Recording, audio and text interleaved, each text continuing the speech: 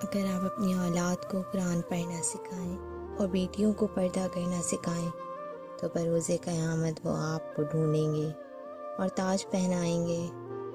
حیا اور پردہ ایمان کے بہترین محافظ ہیں۔ حیا کسی کے قریب جانے نہیں دیتی اور پردہ کسی کو قریب آنے نہیں دیتا۔ حجاب صرف آپ کی نظروں کو تبدیل نہیں کرتا بلکہ وہ آپ کی طرف اٹھنے والی نظروں کو بھی تبدیل کر دیتا ہے۔ اگر تنہائی میں آپ کو اللہ مل جائے تو ہمیشہ یاد رکھیں کہ آپ کا سکون صرف اللہ کی ذات میں ہے۔ اگر آپ کے پاس کسی کو دینے کے لیے کچھ بھی نہیں تو صرف اسے دعا دیں، کیونکہ یہ بھی صدقہ جاریہ ہے۔ بے شک اللہ ہر ٹوٹے ہوئے دل کو اس طرح جوڑ دیتا ہے کہ جیسے اس میں کوئی خلا باقی ہی نہ ہو۔ ضرب وسیع ہو تو تعلق کو موت نہیں آتی۔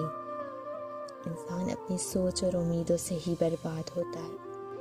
اپنے آپ کو اچھا سمجھنا نقص کی دلیل اور کم عقلی کی علامت ہے۔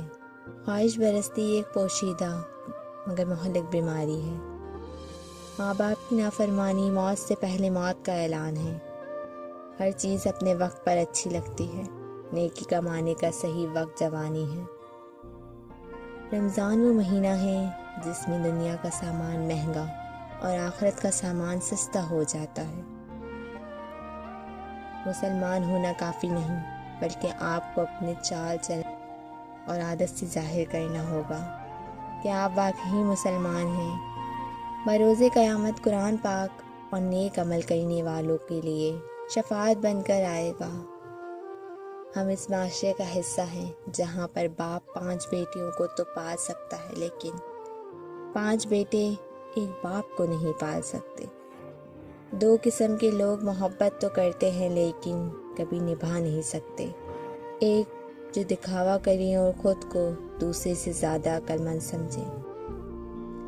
2 جس سے محبت کرتا ہو اس کی ہر بات پر بے عزتی کرے۔